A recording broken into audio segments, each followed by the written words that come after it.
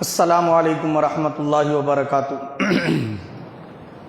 نحمده ونصلی ونسلم علی رسولہ الکریم، اما بعد فاعوذ باللہ من الشیطان الرجیم، بسم اللہ الرحمن الرحیم۔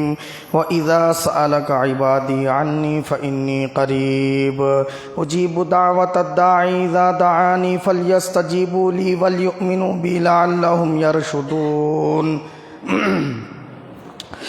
صدق اللہ العظیم۔ ان اللہ وملائکتہ یصلون علی النبی یا ایھا الذین آمنوا صلوا علیہ وسلموا تسلیما۔ اللہم صلی وسلم علی سیدنا محمد وعطرتہ بعدد کل معلوم لک۔ السلام علیکہ یا نبی اللہ، السلام علیکہ یا رسول اللہ، السلام علیکہ یا حبیب اللہ، السلام علیکہ یا نور اللہ، السلام علیکہ یا ذکر اللہ، السلام علیکہ یا حبل اللہ، السلام علیکہ یا خاتم النبیین، السلام علیکہ یا رحمۃ للعالمین، السلام علیکہ یا محمد مصطفیٰ، السلام علیکہ یا احمد مجتبیٰ، صلی اللہ تعالی علیہ وسلم۔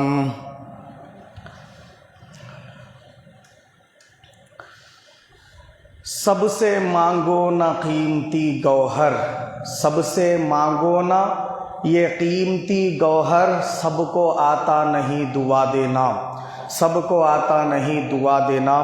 عزیزان ملت اسلامیہ، یہ اللہ رب العزت کا بے پناہ فضل و کرم ہے کہ اس نے ہم تمام کو ہر جمعہ کی طرح آج بھی یہاں جمع ہونے کی سعادت نصیب فرمائی۔ جیسا کہ آپ تمام حضرات جانتے ہیں،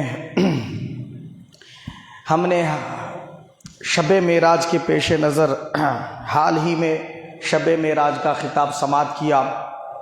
آج جو ہماری گفتگو ہے وہ دعا، فضیلت دعا اور آداب دعا کے بارے میں ہے۔ میں نے قرآن مجید سے سورہ بقرہ کی آیت شریفہ کی تلاوت کا شرف حاصل کیا۔ اس میں اللہ رب العزت ارشاد فرماتا ہے، وَإِذَا سَأَلَكَ عِبَادِي عَنِّي فَإِنِّي قَرِيبٌ، اور میرے محبوب صلی اللہ علیہ وسلم آپ سے جب میرے بندے میرے بارے میں سوال کریں تو آپ ان سے فرماؤ کہ بے شک اللہ تمہارے قریب ہے۔ وَإِذَا سَأَلَكَ عِبَادِي عَنِّي فَإِنِّي قَرِيبٌ، اللہ کیا ہے؟ بے شک تمہارے قریب ہے۔ اجیب دعوت الداعی اذا دعانی فلیستجیبوا لی ولیؤمنوا بی لعلہم یرشدون۔ اب اس میں فرمایا اللہ پاک نے، جب بندہ مجھ سے دعا کرتا ہے، جب دعا کرنے والا بندہ مجھ سے دعا کرتا ہے، میں اس کی دعا کو قبول کرتا ہوں۔ فلیستجیبوا لی، تو میں اس کی دعا قبول کرتا ہوں۔ لعلہم یرشدون، وہ مجھ پر یقین رکھیں، وہ مجھ پر کیا کریں؟ کامل مضبوط ترین یقین رکھیں، تاکہ اپنی مراد تک راہ پالیں، اپنے مقصد تک کیا ہے؟ راستہ پالیں۔ یہ آیت شریفہ کا ترجمہ ہے۔ اب اس آیت کریمہ میں اللہ پاک نے فرمایا، پہلی بات تو یہ ہے کہ دعا کرنے والا جو بندہ ہے وہ مجھے اپنے قریب سمجھے۔ ایک تو ہے ہم سرسری طور پہ ہر عام و خاص مومن بندہ اللہ کو کبھی اپنے سے دور کہتا ہی نہیں ہے، ہر بندہ زبانی طور پہ اللہ کو اپنے قریب ہی کہتا ہے، مگر بہت کم ایسے ایمان والے بندے ہیں جو اللہ تعالیٰ کو اپنے احساس میں بسائے ہوتے ہیں اور وہ محسوس کرتے ہیں، اللہ تعالیٰ کو اپنے قریب کیا ہے معلوم ہے؟ محسوس کرتے ہیں، ان کے احساس کے ساتھ یہ بات کہتے ہیں کہ اللہ میرے قریب ہے۔ ایسے بندے بہت کم ہیں۔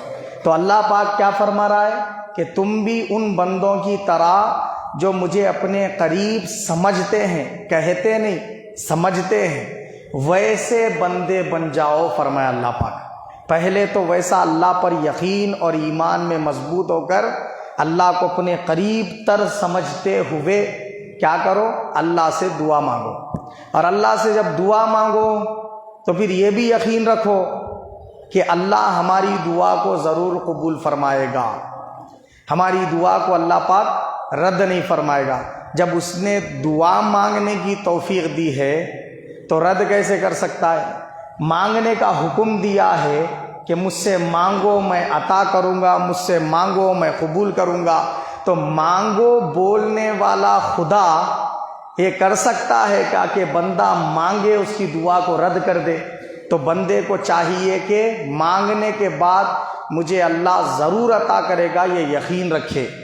لعلہم یرشدون، تاکہ وہ بندے کو کیا ہو، اس نے جو مانگا ہے وہ راہ اس کے لیے آسان ہو جائے، وہ راہ تک، وہ اپنی منزل تک کیا ہے پہنچ جائے، اپنا جو ہے نا کیا ہے معلوم ہے جو مراد ہے اس کو پالے۔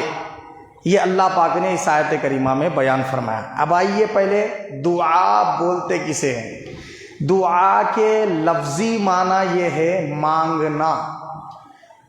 دعا کے معنی لفظی کیا ہے؟ مانگنا۔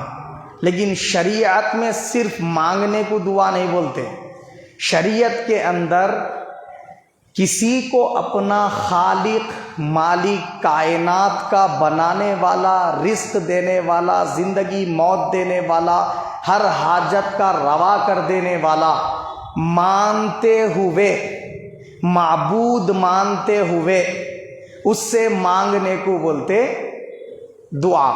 شریعت میں دعا کس کو بولتے ہیں؟ کسی کو خدا، الہ، معبود، حاجت روا، مالک، زندگی موت دینے والا، بیماری شفا دینے والا، ہر حاجت کا پورا کر دینے والا مان کر مانگنا دعا کہلاتا ہے۔ اور دعا جو ہے یہ صرف اللہ رب العزت کا حق ہے، یہ کسی اور سے آپ نہیں مانگ سکتے، اگر مانگے تو مشرک ہو جائیں گے۔ میں پہلے ہی بتا دیا دعا بولتے کس کو ہے؟ کسی کو اپنا الہ، معبود، مالک حقیقی، خالق کائنات مان کر مانگنا۔ اب آپ اپنے امی سے بولے امی مجھے 100 روپئے دیو، تب یہ کیا دعا ہو گئی؟ اگر اس کو دعا بولے تو پھر آپ تو روزانہ شرکیچ کر رہے۔ کوئی مسلمان ایسا نہیں ہے جو مشرک نہیں ہے نہیں؟ بولیے آپ بھائی سے بولتے بھائی مجھے 100 روپے کی ضرورت ہے ذرا دیو بول کے بولے، تو اب کیا مشرک ہو گئے؟ والد صاحب سے مانگتے اسکول کی فیس مانگنے کا، اسکول کی فیس بننا ہے، آپ اسکول کی فیس کے پیسے دیو بولتے، تو کیا شرک ہو گیا؟ ہے نہیں؟ بولیے آپ۔ تو کسی طبیب سے مانگے یا کسی مالدار آدمی سے پیسے لیے یا ماں باپ سے لیے تو اس کا نام دعا نہیں ہے۔ بات سمجھ گئے نہیں؟ کیوں نہیں ہے؟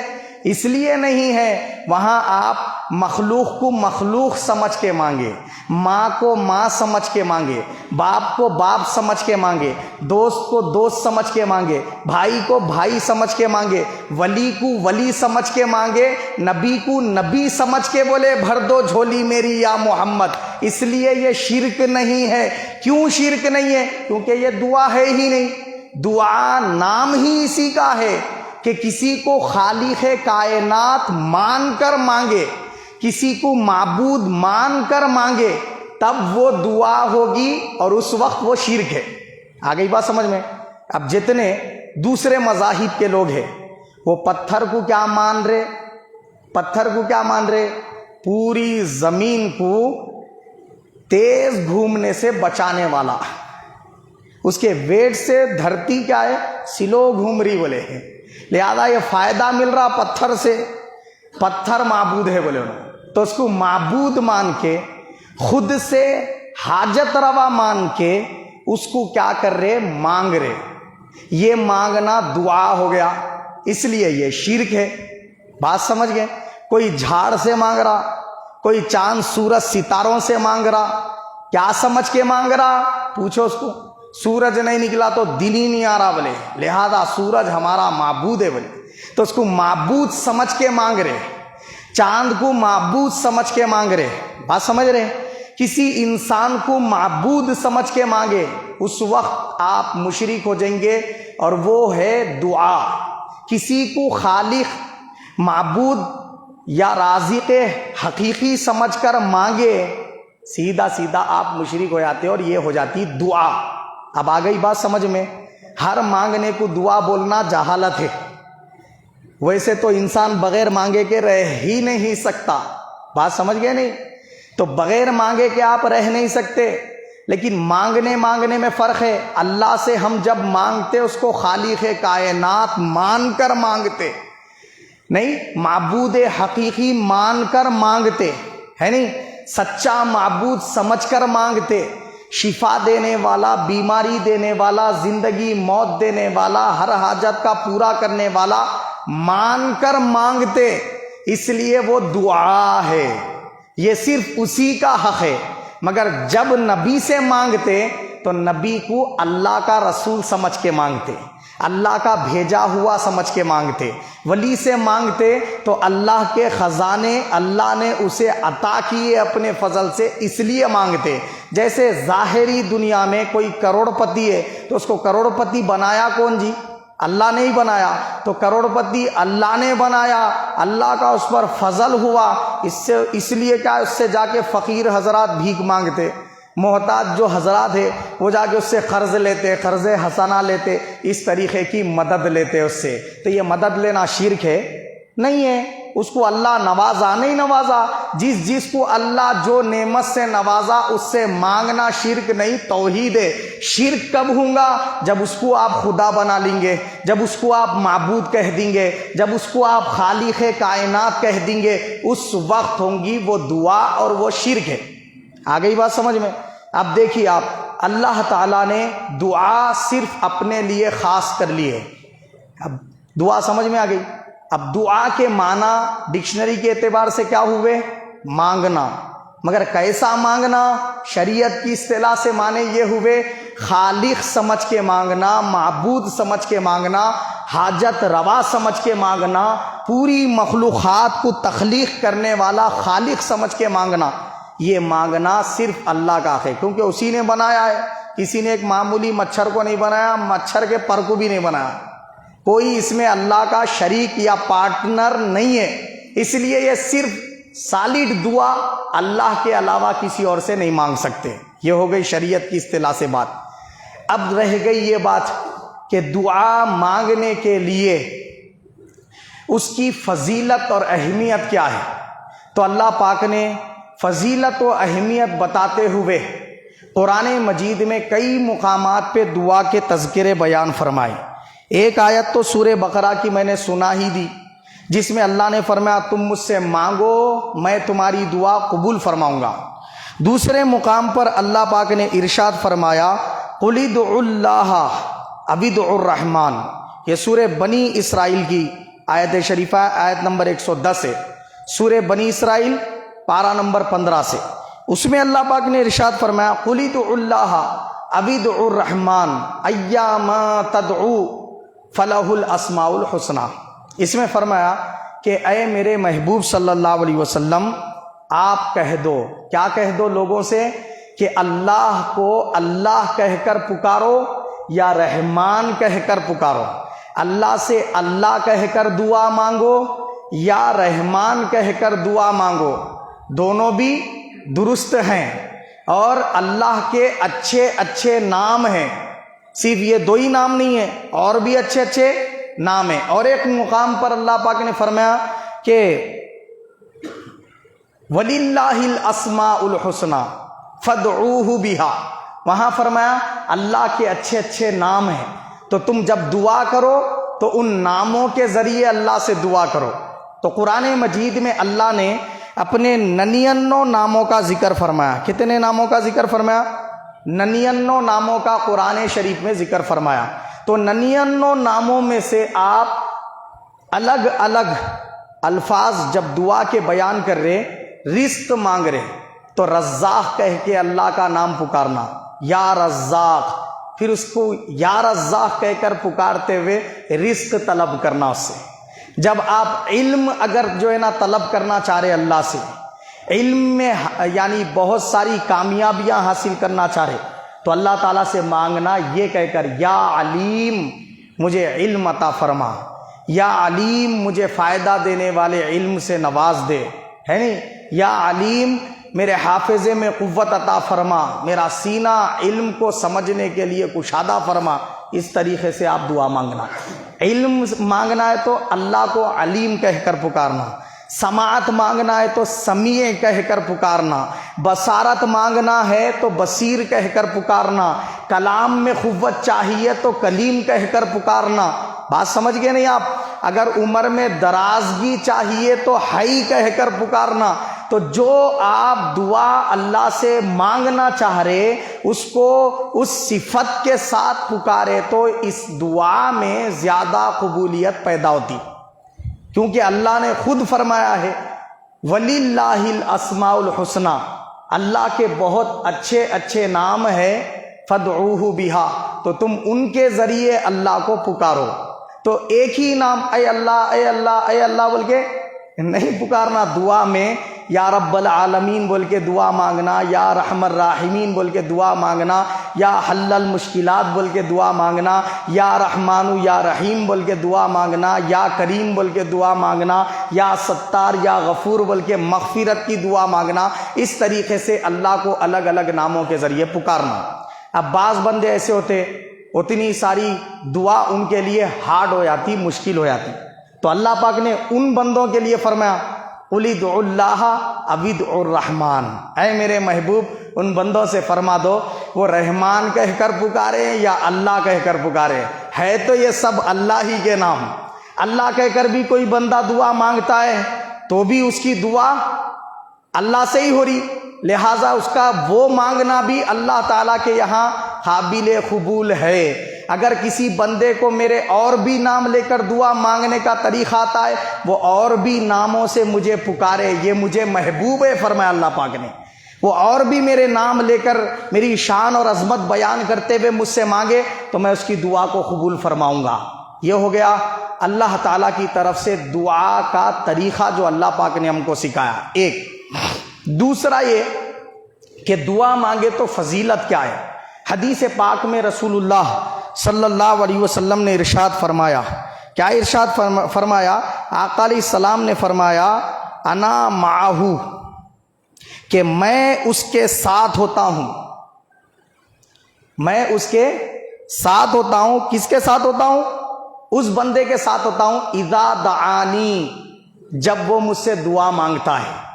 جو بندہ جب مجھ سے دعا مانگتا ہے وہ دعا مجھ سے مانگتے وقت میرے ہی ساتھ ہوتا ہے فرمایا اللہ پاک۔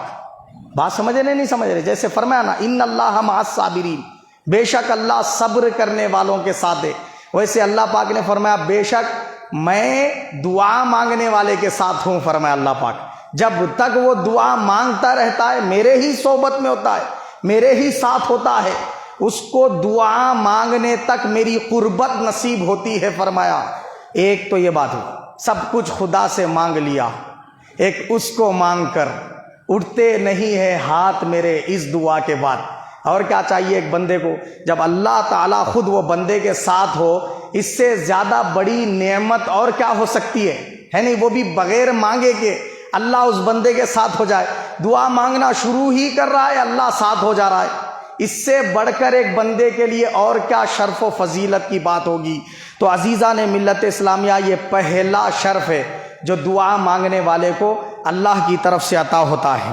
اسی طرح اللہ کے حبیب صلی اللہ علیہ وسلم نے ارشاد فرمایا کہ جب کوئی بندہ اللہ تعالیٰ سے دعا مانگتا ہے تو اللہ تعالیٰ اس کی دعا کو قبول فرما لیتا ہے۔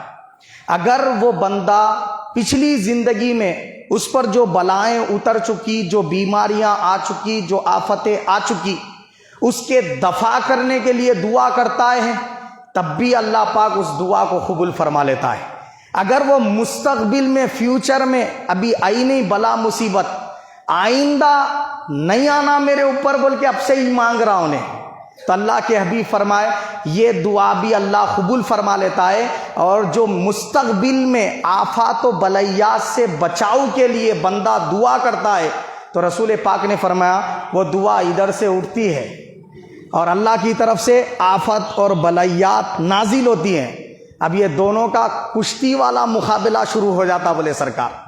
وہ بلیات سے دعا لڑتی رہتی ہے، انہیں مانگا تو کیسا جاتی اس کے اوپر بول کے۔ اب دونوں کا مقابلہ چلتے رہتا۔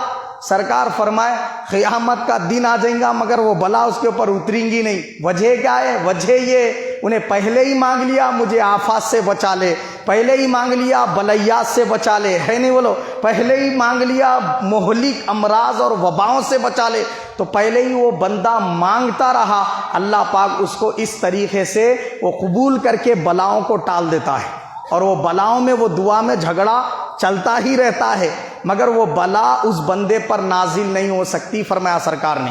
دوسری فضیلت ہو گئی۔ تیسری فضیلت، اللہ تعالیٰ کے یہاں دعا سے زیادہ بزرگ ترین چیز، دعا سے زیادہ اعلیٰ ترین چیز، دعا سے زیادہ شان والی چیز کوئی نہیں ہے، فرمایا سرکار نے۔ یعنی آپ جتنے بھی اعمال کرتے ہیں وہ تمام اعمال میں اعلیٰ عمل سرکار فرمائے دعا ہے۔ اور حضور فرمائے کہ اللہ تعالیٰ نے جس بندے کی تقدیر میں جو کچھ بھی لکھ دیا ہے اس کو کوئی شے ٹال نہیں سکتی بولے، مگر دعا تقدیر پہ بھی کیا ہے؟ غالب آ جاتی ہے، تقدیر کے لکھے کو بھی ٹال دیتی ہے، فرمایا رسول پاک صلی اللہ علیہ وسلم نے۔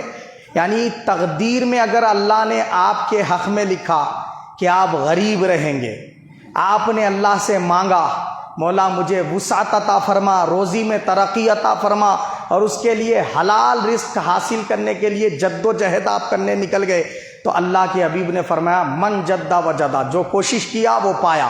اور قرآن میں اللہ نے فرمایا ان للانسان ما سعی، بے شک انسان کے لیے وہی ہے جس کی وہ کوشش کرتا ہے۔ اب وہ دعا کے ذریعے کوشش کرتا ہے کہ اللہ مجھے مالدار بنا دے، تو اللہ اس کی تقدیر کو بدل دیتا ہے۔ اللہ نے اس کے تقدیر میں لکھا یہ فلاں بیماری میں مبتلا رہے، بندہ مانگ رہا ہے اللہ تعالیٰ سے مولا مجھے یہ بیماری سے نجات عطا کر دے، یہ بیماری سے مجھے بچا لے، تو اللہ تعالیٰ اس کی وہ تقدیر کی بیماری کو رد کر کے اس کو صحت و عافیت عطا فرما دیتا ہے۔ تو عزیزان ملت اسلامیہ، اس طرح دعا تقدیر پر کیا ہو جاتی ہے؟ غالب آ جاتی ہے۔ پھر اللہ کے حبیب نے فرمایا الدعاء مخ العبادہ، دعا کیا ہے؟ عبادت کا مغز ہے، فرمایا خالی عبادت نہیں ہے، عبادت کا کیا ہے؟ مغز۔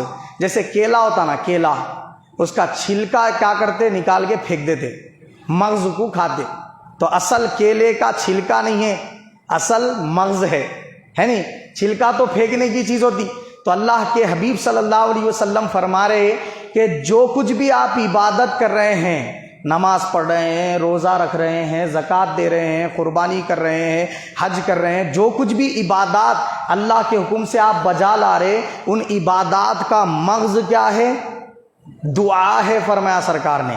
اگر وہ سب عبادت کر رہے دعا نہیں کر رہے تو وہ عبادات کی بھی کوئی اہمیت نہیں۔ اگر وہ سب عبادات کر کے دعا چھوڑ دے رہے تو گویا آپ چھلکا حاصل کر رہے، مغز کو چھوڑ دے رہے۔ ہونا کیا چاہیے؟ مغز کو حاصل کرنا چاہیے، چھلکا چھوڑ دینا چاہیے نہیں، لیکن آپ چھلکے کو پا رہے، مغز کو چھوڑ دے رہے، کتنی بڑی بے وقوفی ہے۔ اللہ کے حبیب صلی اللہ علیہ وسلم نے فرمایا دعا مغز ہے، فرمایا۔ اور ایک حدیث پاک میں آقا نے فرمایا جس بندے کو کثرت سے دعا مانگنے کی توفیق ہو گئی اس کو اللہ تعالیٰ دنیا اور آخرت کے بھلائیوں کو عطا فرمانے کا ارادہ کر لیا، تو ہی دعا کی توفیق ہوئی، بولے سرکار۔ سمجھ رہے آپ؟ یعنی اسی بندے کو دعا مانگنے کی توفیق زیادہ ہوتی جس کو اللہ دنیا اور آخرت کے خیر سے نوازنا چاہتا۔ تو معلوم ہوا کہ جو بندہ یہ چاہتا ہے مجھے دنیا اور آخرت کے خیر زیادہ ملے تو وہ زیادہ سے زیادہ اللہ سے مانگا کرے، مانگنے سے بھاگا نہ کرے، زیادہ مانگا کرے۔ بہت سارے لوگ کیا کرتے معلوم ہے؟ درود کا دستر پڑھے، بولے مختصر درود شریف کا دستر پڑھے، بولے زیادہ پڑھو مگر دعا شارٹ کرو، بولے ذکر کر رہے تو ذکر جو ہے نا کیا زیادہ کرو مگر دعا شارٹ کرو، بولے نماز پڑھے تو نماز جو ہے نا زیادہ پڑھو دعا شارٹ کرو، بولے تو اس طریقے سے دعا کو شارٹ کرو کر رہے تو زندگی بھر اگر شارٹیج کرتے رہیں گے تو فل کب کریں گے دعا؟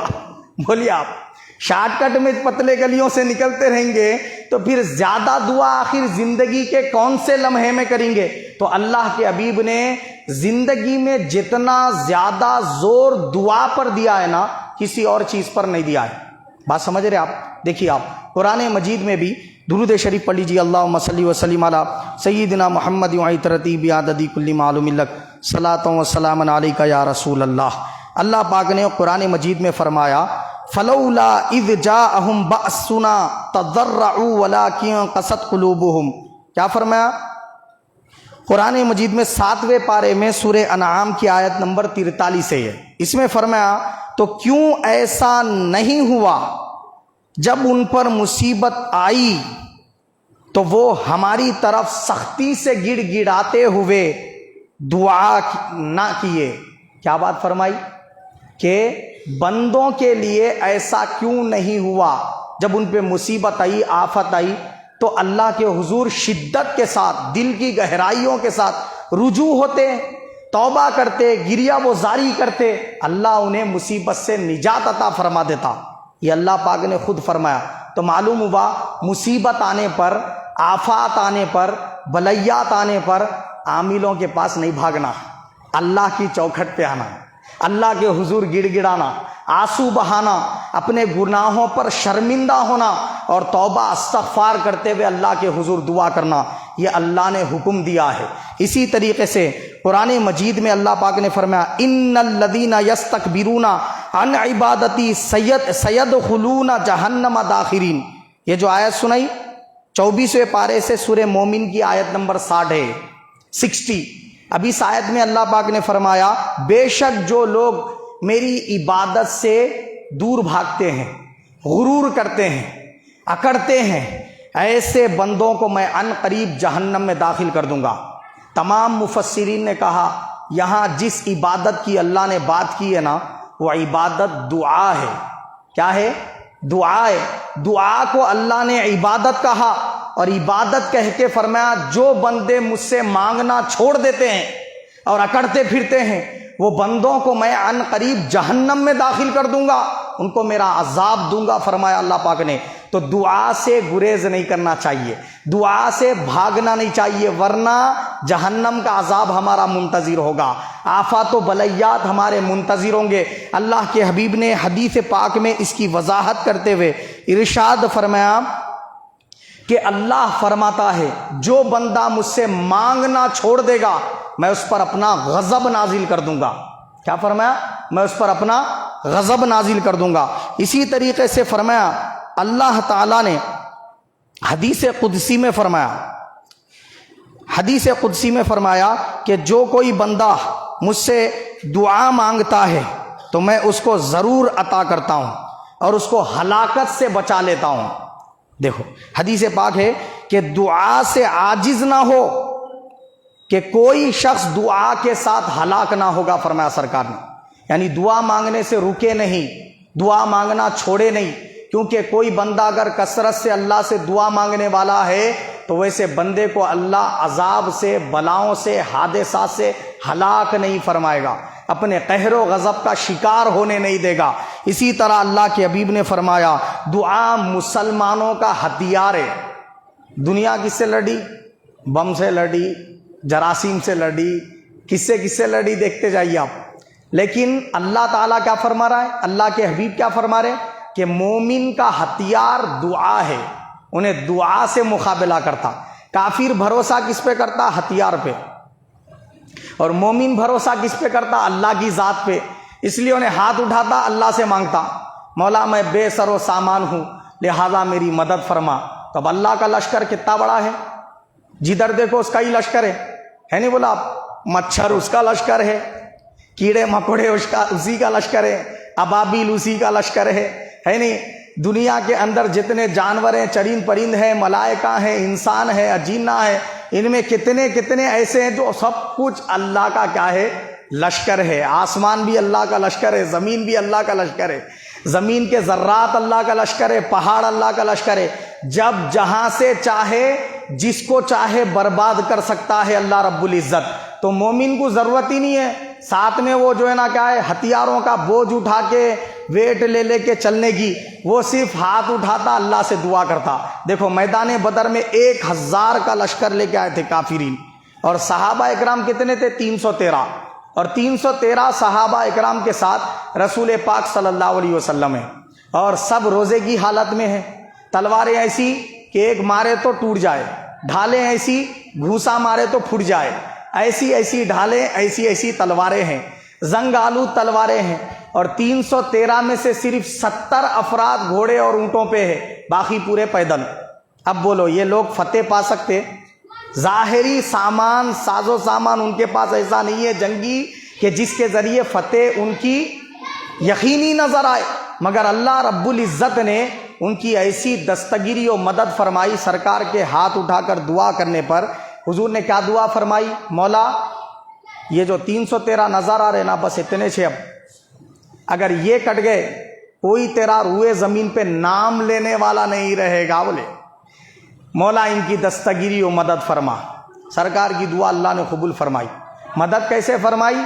3000 فرشتوں کو آسمان سے بھیجا دیا اللہ پاک نے، جاؤ میرے محبوب کے لشکر میں داخل ہو جاؤ، یہ کافروں سے مقابلہ کرو۔ دیکھتے ہی دیکھتے کافرین کے قدم اکھڑ گئے، اور ایسی فتح کہ بے مثال فتح سے اللہ پاک نے صحابہ اکرام کو نوازا۔ رہتی دنیا تک کیا ہے وہ منظر کیا ہے، دنیا یاد رکھے گی۔ تو بتانا مقصود یہاں پہ یہ ہے کہ ہتھیار ہے مومن کا کیا؟ دعا۔ اور اللہ کے حبیب نے فرمایا صرف ہتھیار ہی نہیں، یہ دعا دین کا ستون ہے، اور دعا آسمان اور زمین کا نور ہے، فرمایا رسول پاک صلی اللہ علیہ وسلم نے۔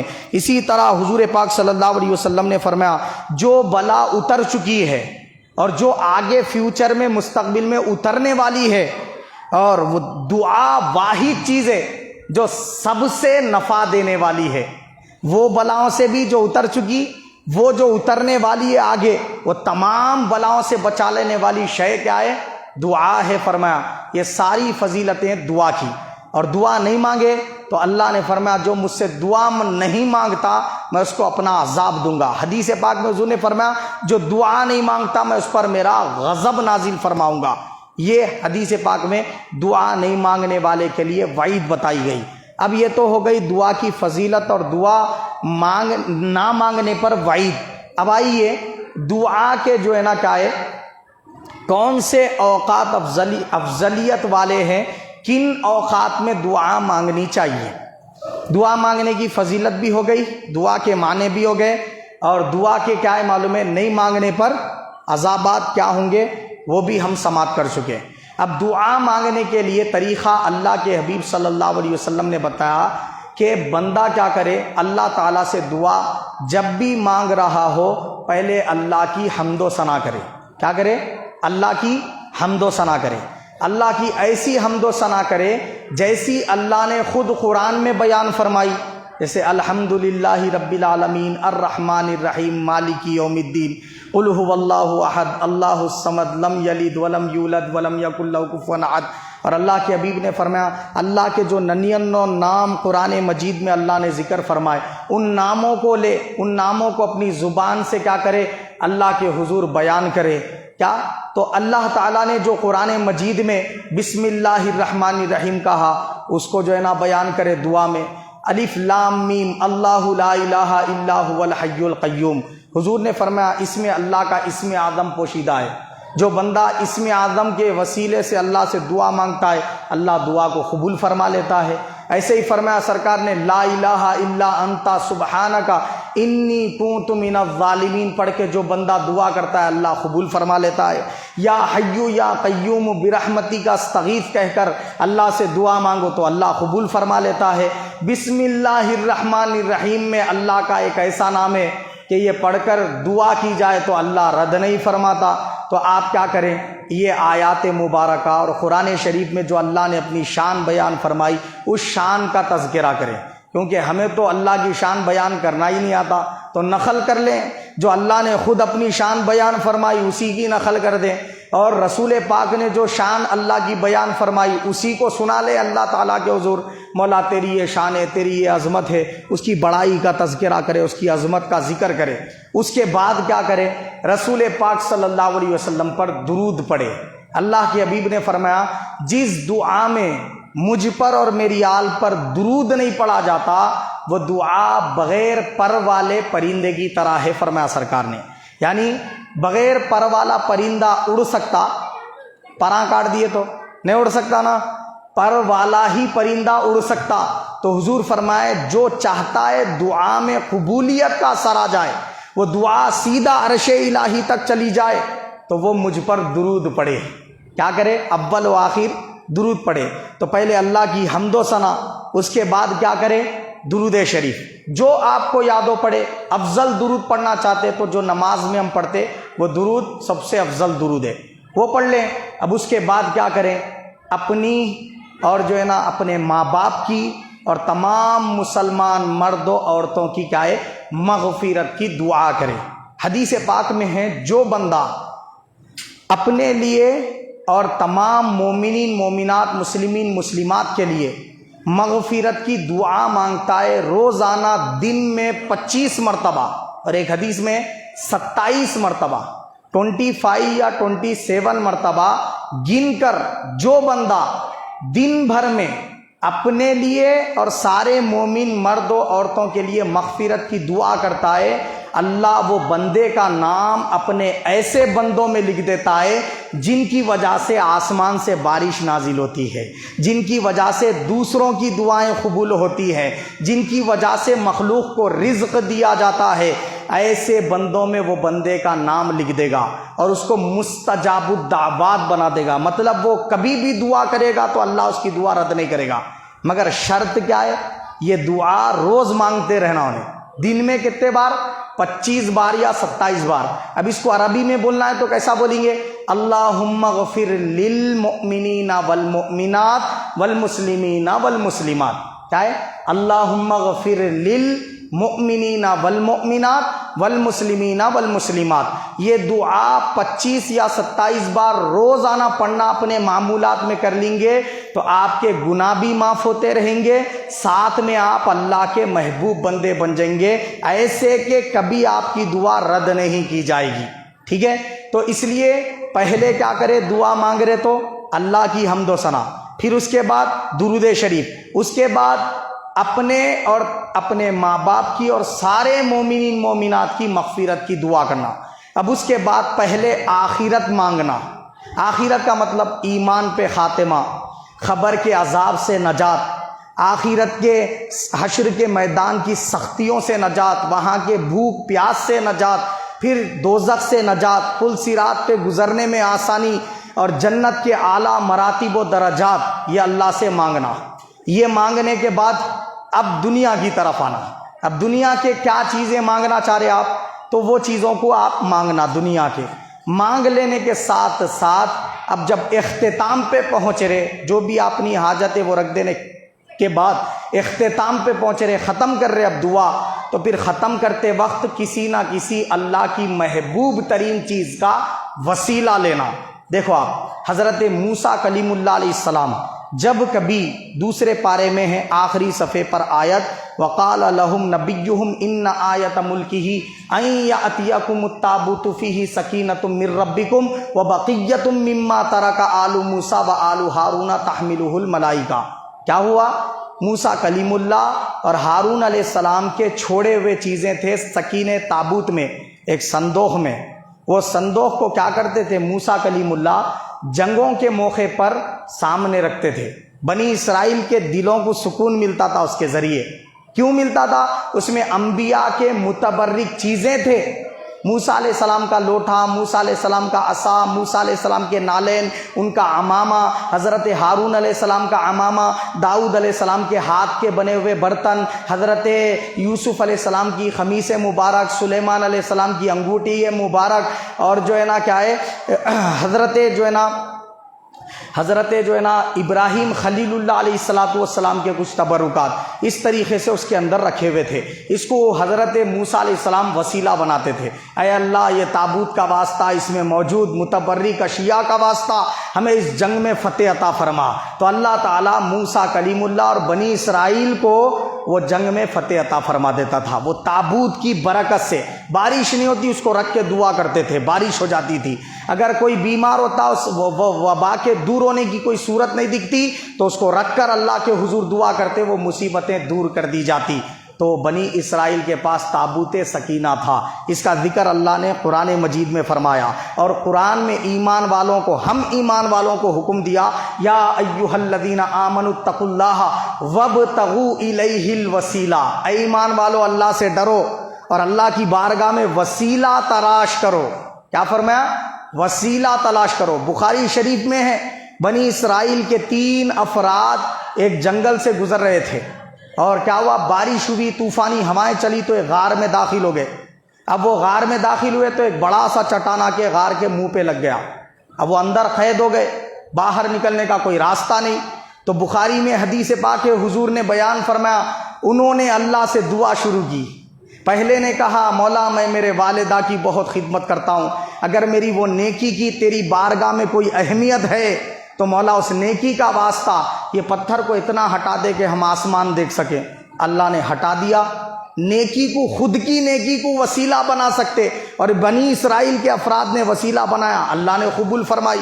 دوسرے نے کہا، مولا تیرے خوف سے میں اتنا لرز گیا کہ زنا کرنے کا چانس تھا مگر زنا نہیں کیا. ایک نے کہا، میں مزدور کی مزدوری نہیں دیا تھا، وہ مزدور ناراض ہو کے چلا گیا، اس کی مزدوری اٹھا کر رکھا تیرے خوف سے، اور وہ جو ہے نا کیا ہے، میں رکھ کے سنبھال کے رکھ کے اس کو بڑھاتا گیا. جب وہ میرے پاس مجبور ہو کے آیا تو میں نے وہ جتنا بڑھا کے رکھا تھا اس کا وہ پورا اس کو دے دیا تیرے خوف سے. مولا یہ جو میں نے نیکی کی یہ پتھر کو تھوڑا ہٹا دے. تیسرے نے کہا، میں زنا سے تیرے خوف سے بچ گیا، مولا یہ پتھر کو پورا ہٹا دے. اللہ پاک نے ہٹا دیا. بنی اسرائیل کی دعائیں جب ان کے نیک اعمال کے باعث قبول ہو سکتی ہیں، ہم تو امت محمدیہ ہے، کیا ہم ہمارے نیکیوں کا وسیلہ نہیں بنا سکتے؟ ارے جب ہم جیسے گنہگاروں کے نیکیوں کی اللہ کے حضور یہ اہمیت ہے تو قرآن کی کتنی اہمیت ہوگی، کعبے کی کتنی اہمیت ہوگی، کعبے کے کعبہ محمد مصطفیٰ کی کتنی اہمیت ہوگی. حضرت سیدنا آدم صفی اللہ علیہ السلام دنیا میں تشریف لائے تو انہوں نے اللہ کے حضور دعا مانگی. کیا دعا مانگی؟ اے میرے پروردگار، دنیا میں آ گیا ہوں، بیوی مجھ سے جدا ہے، میں اپنے گناہ پہ شرمندہ ہوں، خطا پہ شرمندہ ہوں. خطا یہ ہو گئی تھی کہ تو نے منع کیا تھا پھر بھی میں نے کھا لیا، بھول کر ہی صحیح میں نے کھا لیا. مولا کلام کر لے، میری خطا کو درگزر کر دے. زاروں قطار رو رہے ہیں. 100 سال تک اللہ نے رلایا. مستدرک حاکم کی حدیث صحیح 100 سال، اور ایک روایت ہے 200 سال، اور ایک روایت ہے 300 سال. اس کے بعد انہوں نے عرض کیا، مولا میں یہ دعا، میری توبہ، میرے خطا پر کیا ہے استغفار، اس وسیلے کے ساتھ کرتا ہوں کہ عرش الہی کے اوپر تو نے جو ستونوں پر، عرش الہی کے پلر پر جو تو نے لکھ رکھا ہے لا الہ الا اللہ محمد رسول اللہ، اس محمد کا واسطہ میری یہ دعا قبول فرما لے. اللہ پاک نے قبول فرما لی. تو آدم علیہ السلام نے سرکار کے نام کے وسیلے سے دعا کی، اللہ نے قبول کیا. بنی اسرائیل کے وہ اشخاص نے اپنے نیکیوں کے وسیلے سے دعا کی. موسیٰ کلیم اللہ نے سکینہ تابوت کے وسیلے سے دعا کی. تو وسیلہ لے کر دعا مانگنا یہ دعا کے اندر 4 چاند لگا دیتا ہے اس کی قبولیت میں. تو وسیلہ لے کر دعا مانگ سکتے. میں یہ نہیں کہہ رہا بغیر وسیلے کے مانگنا غلط ہے، بلکہ بغیر وسیلے کے بھی مانگ سکتے، وسیلے کے ساتھ بھی مانگ سکتے. دونوں طریقے سنت سے ثابت ہے. دیکھو آپ جب سوتے ہیں اللہم بسمک اموت و احیا پڑھ رہے، کچھ تو بھی وسیلہ لے رہے اس میں نہیں لے رہے. نیند سے جب بیدار ہوئے الحمدللہ الذی احیانا بعدما اماتنا و الیہ النشور، کچھ تو بھی وسیلہ لیے نہیں لیے. بیت الخلاء میں جاتے وقت کی دعا پڑھے وسیلہ لے رہے، نکلتے وقت کی دعا پڑھے وسیلہ لے رہے، سفر کرنے کے لیے جب نکل رہے سواری پہ سوار ہو رہے دعا پڑھے، لباس پہنتے وقت کی دعا پڑھے، لباس نکالتے وقت کی، جوتے پہنتے وقت کی، جوتے نکالتے وقت کی. کتنی دعائیں ہیں جو رسول پاک نے تعلیم فرمائی. نماز پڑھو تو نماز کے اندر بھی دعا، بعد نماز بھی دعا، جنازہ پڑھو تو دعا، خبر میں اتارو تو دعا، بچہ پیدا ہو جائے کان میں اذان دی جا رہی پھر وہاں پہ دعا. اس طریقے سے دیکھتے چلے جاؤ آپ. مومن کی زندگی میں رسول پاک نے دعا مانگنے کا جتنا رکھا ہے نا، دعا مانگنے والا عمل جتنا رکھا ہے نا، اتنا کسی اور عبادت کا نہیں رکھا. نماز کو بھی دیکھیے آپ، سورہ فاتحہ دعائی ہے، دعائے معصورہ دعائی ہے، درود شریف دعائی ہے، تشہد بھی دعائی ہے، السلام علینا وعلی عباد اللہ الصالحین، سلام ہو ہم پر اور تمام تیرے نیک بندوں پر۔ تشہد بھی دعا ہے، اللہم صلی علی محمد وعلی آل محمد، اے اللہ تو رحمت نازل فرما محمد صلی اللہ علیہ وسلم پر، ان کی آل پر، یہ بھی دعا ہے۔ اللہم انی ظلمت نفسی پڑھ لو، وہ بھی دعا ہے۔ دعائے قنوت پڑھ لو، وہ بھی دعا ہے۔ تو اس طریقے سے دعا ہی دعا ہے۔ اگر پوری زندگی دیکھو آپ کثرت کے ساتھ، اس کا یہ مطلب نہیں ہے خالی دعا کرتے رہنا، نماز نہیں پڑھنا یا قرآن نہیں پڑھنا، دوسرے اعمال نہیں کرنا۔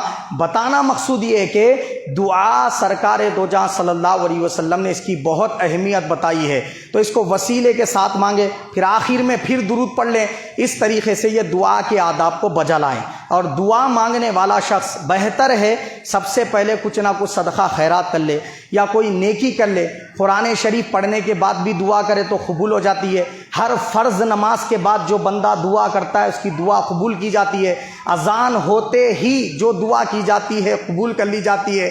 اذان اور اقامت کے بیچ میں جو بھی دعا کی جاتی ہے قبول کر لی جاتی ہے۔ جمعہ کے دن امام خطبہ دینے کے لیے ممبر پہ جب بیٹھتا ہے اس وقت سے لے کر مؤذن کے اقامت کہنے تک، جماعت سے پہلے اقامت کہنے تک جو بھی دعا کی جاتی ہے قبول کر لی جاتی ہے۔ جمعہ کے دن عصر سے لے کے مغرب کے درمیان میں جو دعا کی جاتی ہے قبول کر لی جاتی ہے، اور آدھی رات کے بعد فجر طلوع ہونے تک جو بھی دعا کی جاتی ہے قبول کر لی جاتی ہے۔ اور اگر کوئی بندہ رات کو سوتے وقت وضو کر کے سوئے یا بغیر وضو کے بھی سوئے، نیند میں سے جب بھی اس کی آنکھ کھلے، وہ آنکھ کھلتے ہی اللہ کا ذکر کرے، چہارم کلمہ یا سوم کلمہ پڑھ لے، سبحان اللہ والحمد للہ ولا الہ الا اللہ واللہ اکبر، پھر ساتھ کہہ دے اللہ سے، اے اللہ میری فلاں حاجت پوری کر دے، میری فلاں پریشانی دور کر دے، تو اللہ رب العزت اس کی دعا کو قبول فرما لیتا ہے۔